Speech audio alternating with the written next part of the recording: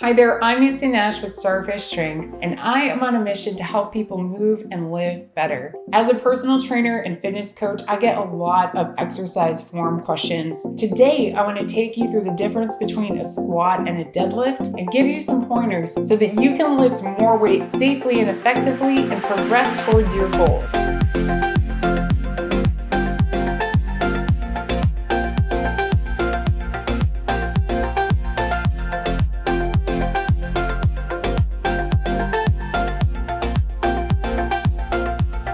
So for equipment today, we'll want a pair of dumbbells, and if you've got a pair of lighter dumbbells and heavier dumbbells, even better. We'll also make use of a sturdy chair, so make sure you've got something that has no wheels that can support your body weight. And if you have a looped resistance band, have that handy because we're going to make use of that as well. And as always, don't forget to have your water handy. So the truth is, we squat and deadlift all day without even realizing it. I deadlift to get something out of the oven or the dishwasher. I deadlift when I lift the corner of the bed and put the sheet on. I squat down to find a bowl, that's hidden in that low cupboard. I squat down to leash and wipe the dogs. I squat down to pick up my child. So these are two exercises we really need to be able to do well in everyday life. So let's just talk about the muscles that should be engaging. So in both of these exercises, I want to make sure that I'm engaging my core. And that really means drawing the belly in, kind of bracing the core, like someone's going to poke you, give you a little jab in the belly, and you would be as ready as you could be. And you can see when I do that, I push my hips back slightly and slightly bend my knees. And this is a much more athletic position to start in. We definitely don't want to be starting a deadlift with locked out knees. So my deadlift is a hinge exercise, and you can think of it like a door hinge, right?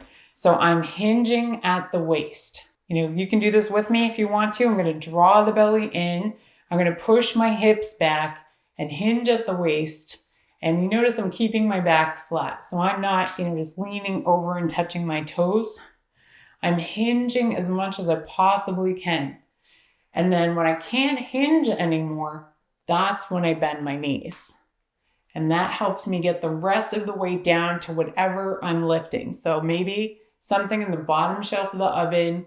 And I like the oven because, I can't bring my knees into a hot oven like I can in a squat. So I have to really push my hips back. So just let yourself draw the belly in and do that hinge action a little bit. And you'll notice you start to feel this in the posterior chain of your body. So the hamstrings, the glutes, the calves, the back, all of those muscles are engaged. Now, squat's a little more complex. We are still using the posterior chain of the body, the muscles we just discussed, but we're really going to be driving this with the quads, and the glutes are going to help out. So with a squat, instead of hinging, I'm going to think about going straight up and down rather than forward and back. So I'm going to draw my belly in and go straight down and come straight back up. So hopefully, if you've got your belly pulled in, you've got your knees, ankles, and hips lined up, you can also kind of feel this in the glutes.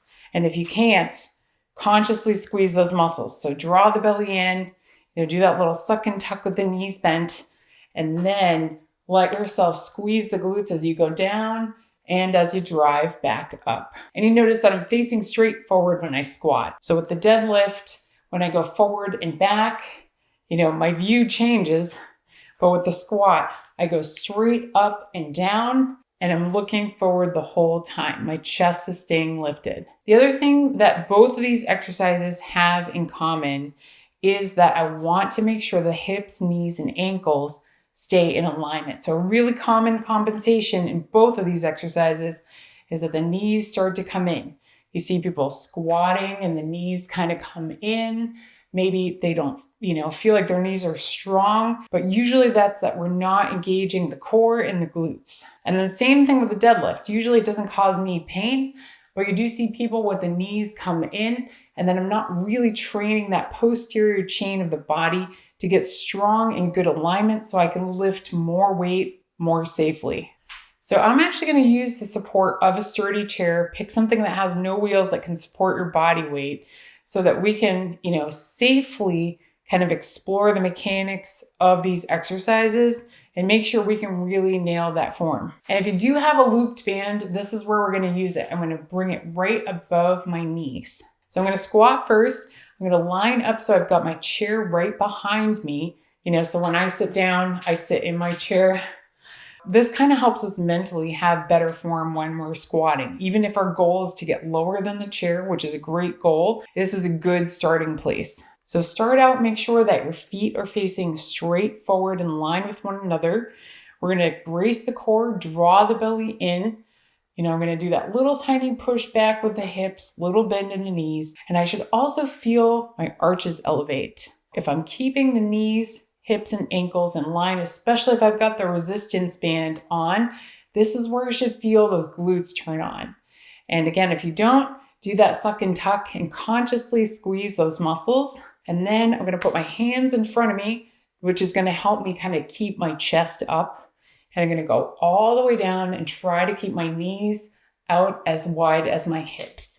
So if you haven't squatted this way before, it's going to feel a little bit foreign. That's okay. I'm going to keep my belly drawn in and use my thighs and my glutes and shift my weight into the balls of the feet and push straight up. Now, for you, maybe that looked a little more like a rock, and that's okay. That's a good place to start. Go ahead and let yourself come back down. Practice that. Draw the belly in, push the knees out, come back down, and then check out where your foot is in relation to your knee. So if I kind of want my knee to be lined up with my biggest toe, and just approximately. It can go a little past that or a little behind that. What happens when I have the heels too far back is that there's undue pressure on the knees.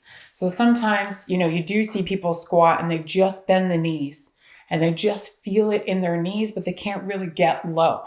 So I need to make sure that my knees aren't going to go past the toes. And that, means making the posterior part of my body stronger, which includes the glutes. So learning how to use the glutes this way in your squat is really going to help you quite a bit. The other thing that happens, when people use a lot of momentum to get up and they're used to that, you can see how far out my feet are, right? So I really have to rock to get up. So I'm not using my muscles quite as efficiently as I am using momentum.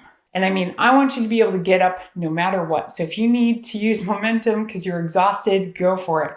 But when you're doing your workout, you want to make sure that you're making use of every rep, right? So let's try that alignment one more time. Drawing the belly in, keeping the knees out over the ankles, and then, just kind of guesstimating where I'm going to land as far as my feet go. And then if you need to adjust a little bit, go ahead and do that. Squeeze the glutes and the abs, come back up and try that one more time in the best alignment that you can.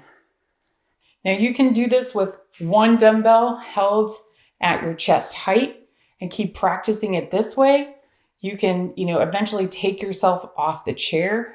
And then you can also experiment holding one dumbbell in each hand at your side and holding one dumbbell on your shoulders in rack position. So I have another lower body workout that I'll link to at the end of this that demonstrates several ways you can try the squat. So I'm going to use my chair to help me demonstrate the deadlift, but I've turned it around because really it's just giving me a target to bump up against.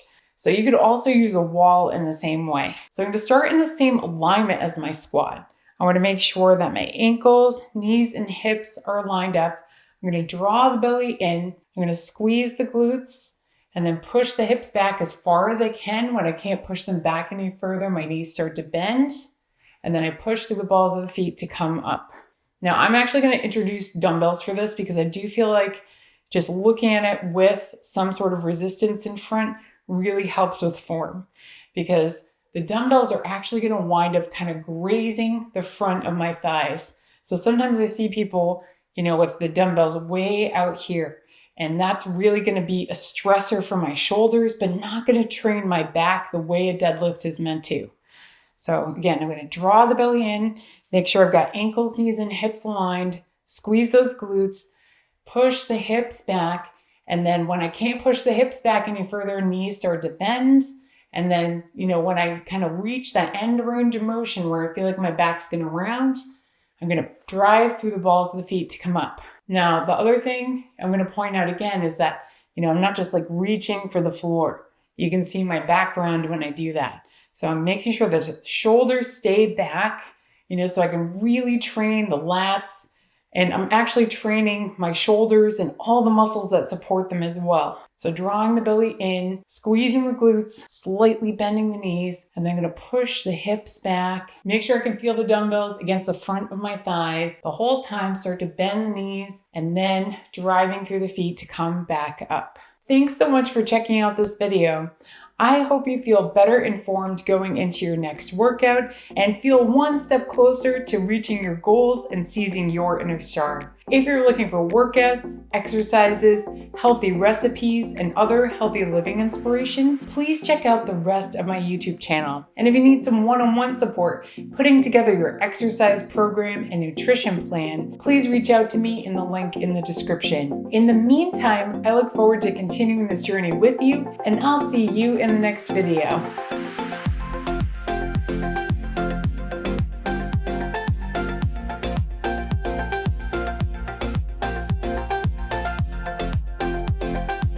How's your day so far? Are we hunting for ants? Oh, thank you. I haven't seen any in a couple weeks, but you never know, right? You never know. Good girl. Good girl. Thank you for your love and support. I appreciate you. Mwah. Thank you. Yeah. Thank you. Do you want to come in the center? No? Come in? Good stretch. Good stretch, buddy. Good stretch. Good job, everybody.